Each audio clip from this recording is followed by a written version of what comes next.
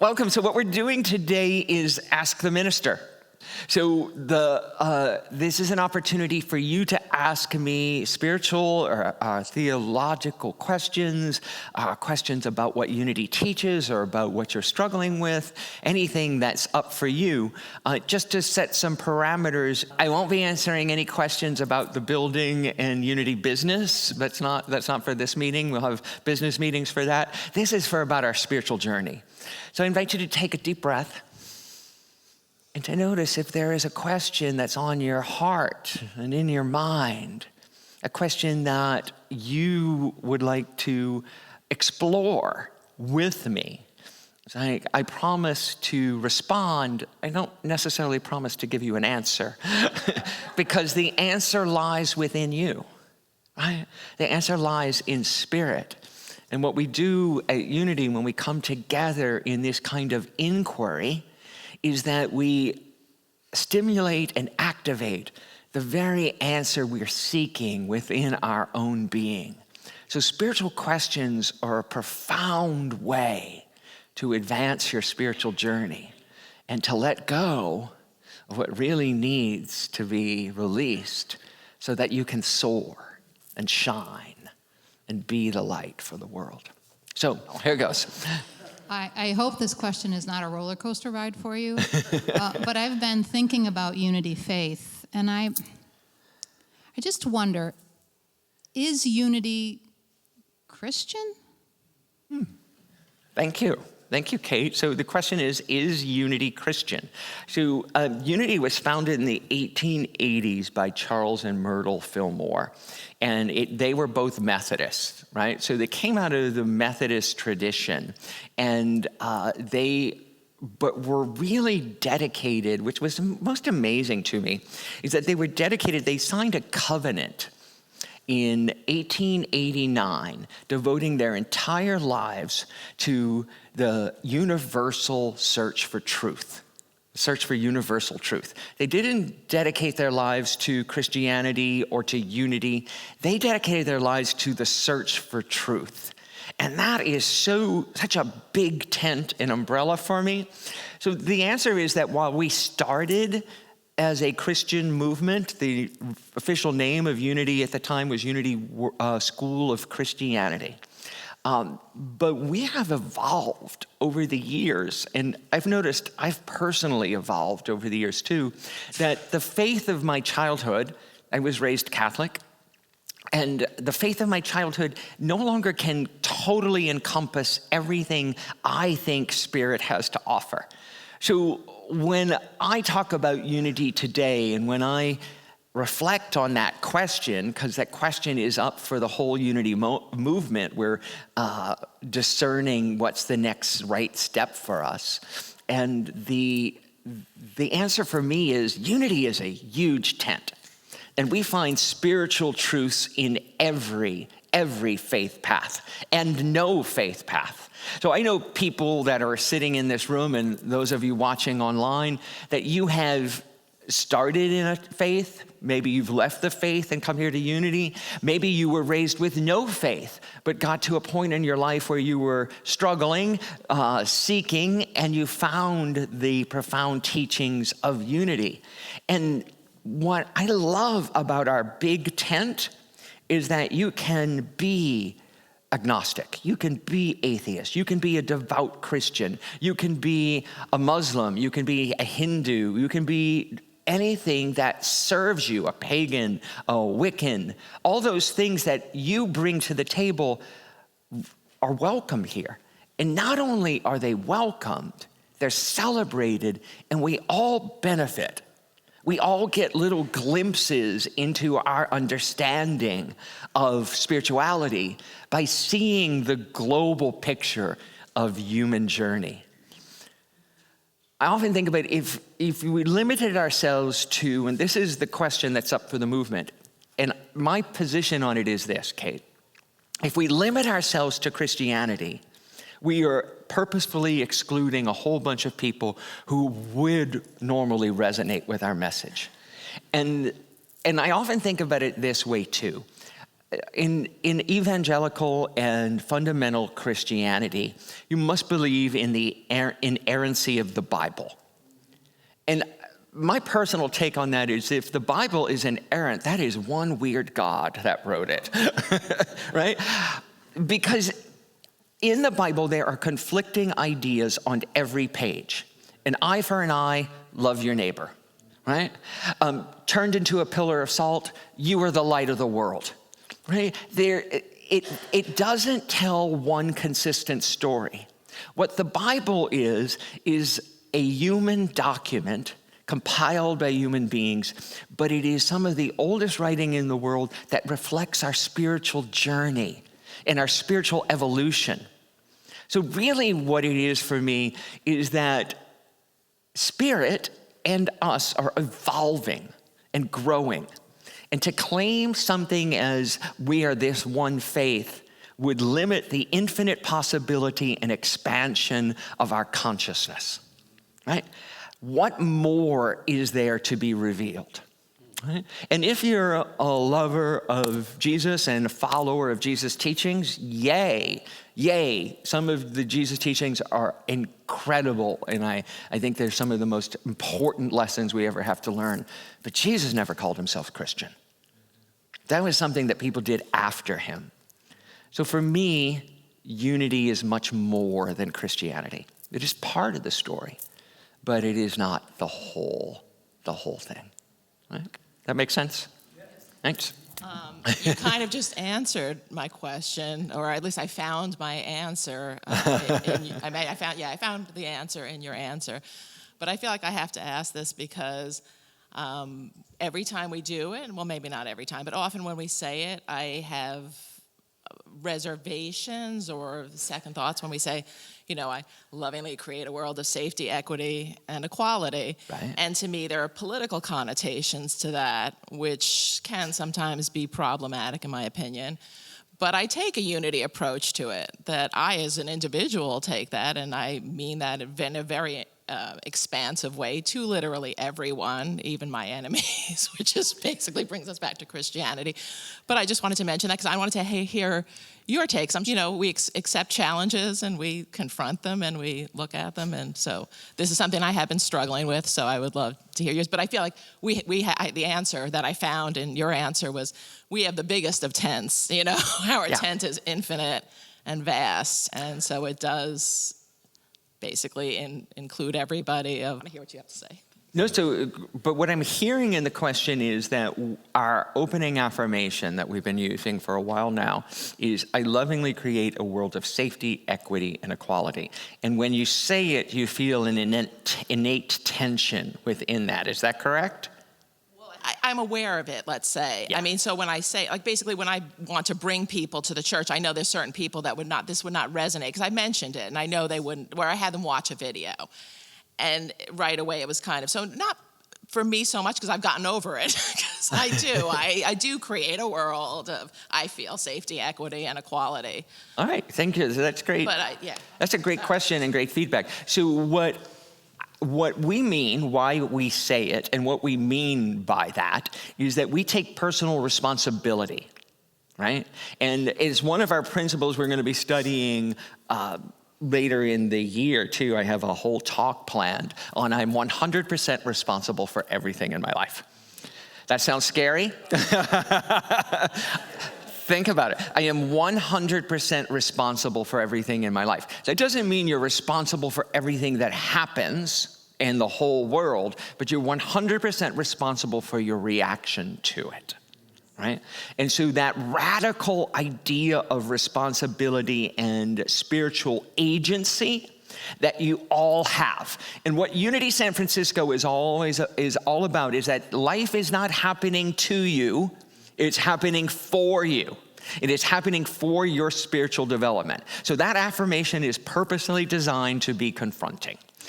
I lovingly create. And so we purposefully add the word loving because we cannot create love. We cannot create a world that works for everyone by calling other people bad and evil. So I lovingly create a world of safety, equity, and equality. And it is designed to make us think that, oh, right, I can't call that politician evil, vile, detestable. I can't call that person evil and still be creating a world of safety, equity, and equality. We must be willing and able to love each person, however they are presenting, and shift by our presence. Shift the situation, shift the world, shift all of it by our presence. Our vision statement that you may not know, and we just talked about this weekend, we're going to start presencing it more in the service, is we are a vibrant spiritual community, honoring the divine presence in all, and lovingly radiating the unity message through service. We radiate the unity message through loving service. And so that affirmation is actually an extension of our vision statement. And our vision statement is what we want to become. We may not be 100% there yet, but it's an affirmation of what we want to grow into, what we're evolving to, right? And so, yeah, I think for new people that would be really, so they think, oh, we're just being naive. We're being, it's just see the bright side of life. Always look the bright side of life. No. I absolutely see and know what's going on in the world, the incredible pain and suffering that's happening right now. And we affirm that we can make a difference. I create. That help, Victoria? Yeah. Yeah. Next question. Let's see. I'm sure there'll be add-ons to it. Bringing this to Dan, who's having trouble walking. Oh, okay, thanks. Well, as you know, Ken, I've been dealing with my knees, and now it's my feet. But I've had peripheral neuropathy in my feet for 40 years. And so I was coming here, and it was a struggle walking here. And a couple of times I go, oh, no, I'm going to go home. And I kept, no, I'm going to come. So I'm sure all of us have struggles, and I'm interested in, when you're in the struggle, how do you break through? So break down and break through. So any thoughts on that? Thank you, Dan. So first off, you're doing exactly the right things, right? You're acknowledging where you are. There's a line from Eckhart Tolle. People know Eckhart Tolle's writing. He wrote a book called A New Earth. Back in 20 years ago, maybe more. And I just always remember this line from it. The only way out of the mud is to admit you're stuck in the mud. You cannot pretend you're not stuck in the mud. It's like, I'm not here, I'm not here, I'm not stuck in the mud. No, I am stuck in the mud. I'm feeling sick. I'm feeling exhausted. I'm feeling weary. And then you get to figure out what's the next step for it. So let me ask some questions and lead you through this, Dan, because I know we've been praying about this and talking about it. The knees are better? Yeah. Okay, so part of the thing along the way is we celebrate the small victories everywhere along this. So everybody with this, your knees are better?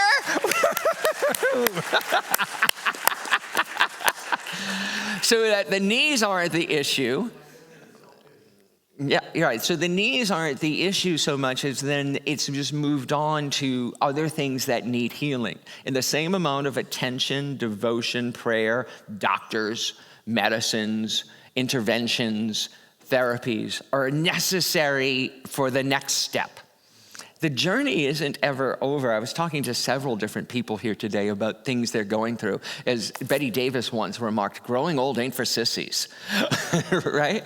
But the journey isn't supposed to be flawless. The journey is supposed to be what it is because we are spiritual beings having a human experience. And the human body is going to go through pain, struggles, deterioration, rebuilding. It's an amazing instrument that regenerates itself all the time. But that doesn't mean there aren't detours on the road.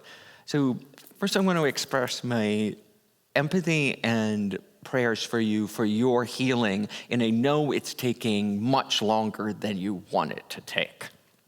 But I also want to affirm that it is happening inch by inch, step by step, when we surrender to the incline. And walking up the hills of San Francisco with feet that aren't serving you the best isn't the easiest incline, right? All right, so thank you for coming up the stairs. Thank you for coming here, and thank you for sharing it.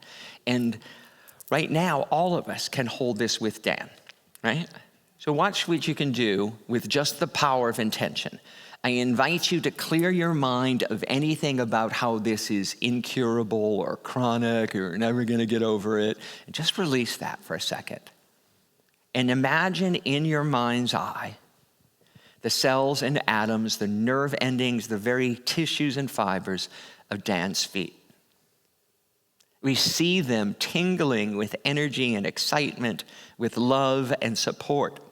We see every cell and atom remembering its divine making, and that all pain and discomfort is gently and effortlessly fading away.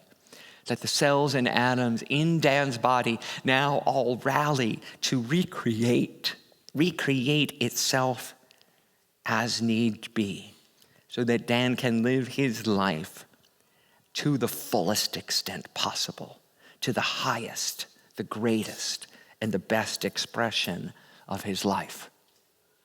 This moment, this very instant, we see this, hold it, and watch it happen. This very moment, we celebrate it by saying, thank you for this amazing cure. Thank you for the healing taking place right here and right now, this very instant. And thank you for the opportunity to demonstrate wholeness once again. So it is, and so we let it be. Amen.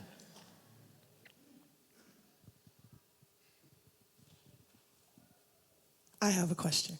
So kind of piggybacking on what Dan was saying, there's physical ailment.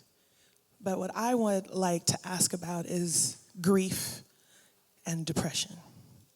So when you are in the midst of processing loss, be it loss of someone who has transitioned, loss of a relationship, loss of a dream.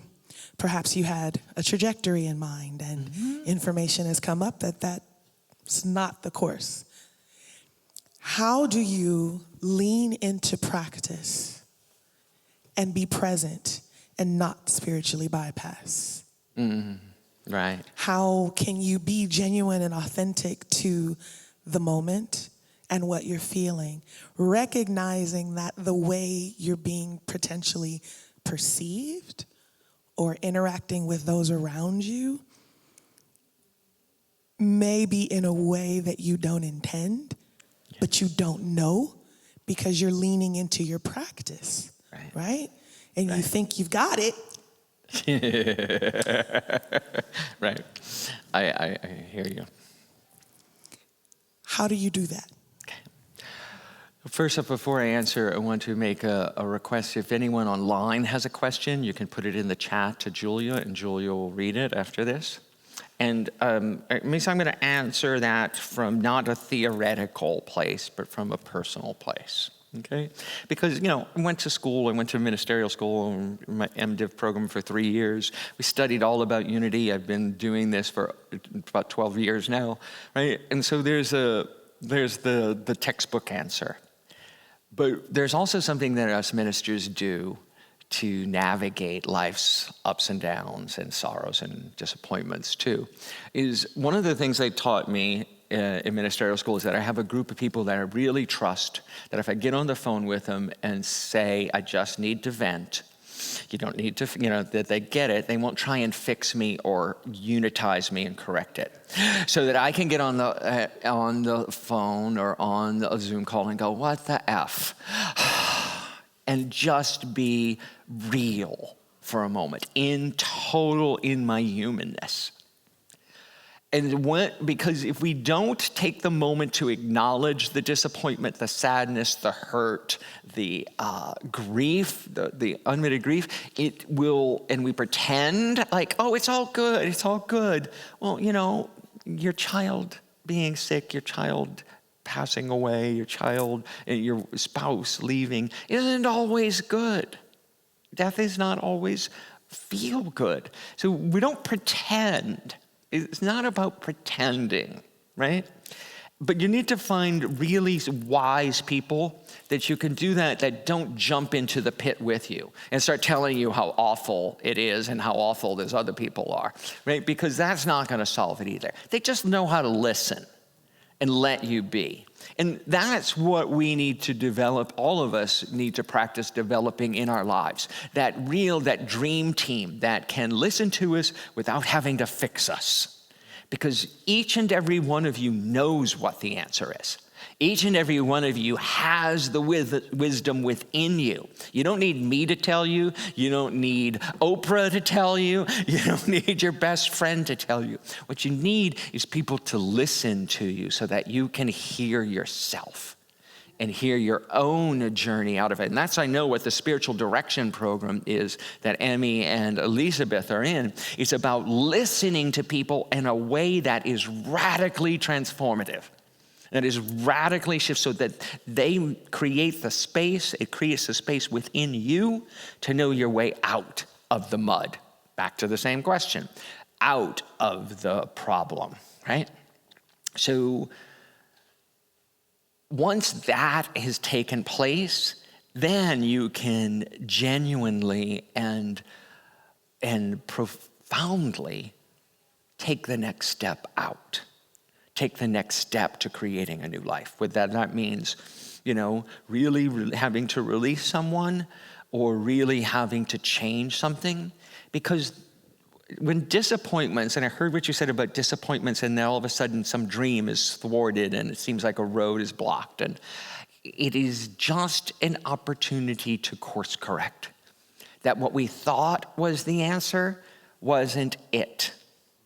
I remember when I opened on Broadway in Fiddler on the Roof. And I remember the opening night, and it's been a whole journey. It feels like a blip now, but at the time it was 10 years of work to get there, right? To get there, and to that moment on stage, huge ovation, opening night, finished my dance number, ta-da! And after that moment, I was like, is that it? Was this it? Right? And what I have found since is like there was this profound disappointment that what I thought was the answer, that what my soul was seeking, wasn't. It wasn't totally fulfilling. It wasn't sustainable. And it took me till I went to ministerial school and found this, that was like, oh, this is new every day. This is interesting and hard and profound and is pulling all of my attention and focus and wisdom all from one place. And so, life is so funny, right? We start out, we think we know what our career is, and we think we know what's going to make us happy, and and we end up somewhere way off the beaten track. And like, oh, this was it. And it doesn't matter whether you're 20 or 80 or 90, if there's anyone 90 watching, it's not over. What is yours to do, right? And it's never, ever, ever too late to start again, right? Ever. Because there's always more to be done and always more that needs to be done for the world. Back to lovingly creating a world that works for everyone. No exceptions, no exclusions, right? Yeah. Anything online? Yes. Last one online. Here we go. This question is from Mark Litt. There are many bad things happening in the world today. Why does God allow hate, killing, war, and suffering, etc.? The easy answer, Mark, is that God's not allowing it. We are.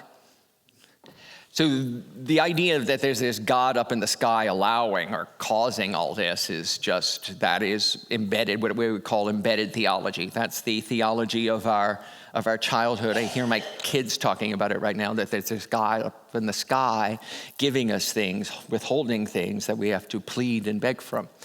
So what we talk about God here at Unity is just energy. God is the very vibration of life in you, of love in you, of joy in you.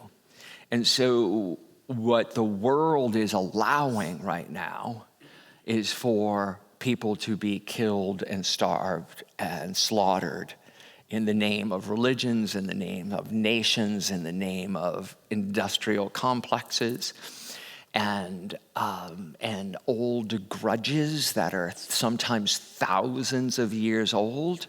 And what's most ironic is that when it's in the name of a religion. And that's why religions have a bad name. And that's why I'm grateful to say Unity is not a religion. But it still has its own baggage because we are made by men and women, made by human beings on this journey. And until we all rise up and say, no, you shall not pass. That monster will not make it through. No matter what, the world will continue to suffer. The world will continue to demonstrate disease and war and violence and pain. I lovingly create a world that works for everyone. I lovingly create a world of safety, equity, and equality. I lovingly do it. It is not easy. It's easy to come in here and feel good on Sunday and to sing the songs with the music team and to say, oh my God, isn't this amazing, the energy and the vibration. I lovingly create in the midst of pain and suffering. I lovingly create this world. And folks, we have all allowed it. We do. I do. You do. Go about our days, and it all seems so overwhelming. But that's why we're reading books that challenge us. We're reading authors who make us think. We've got to stop thinking about our little lives and our petty and little ailments and grievances and think about something bigger than us, about something more important than where we're going to get lunch today, right? And I don't mean to sound judgmental about it, because I do the same thing. It is something that has been going on for far too long in the human race. And the spiritual journey of all of us is to say, how can we be better? How can we do better? How can we demonstrate our love and our presence here today?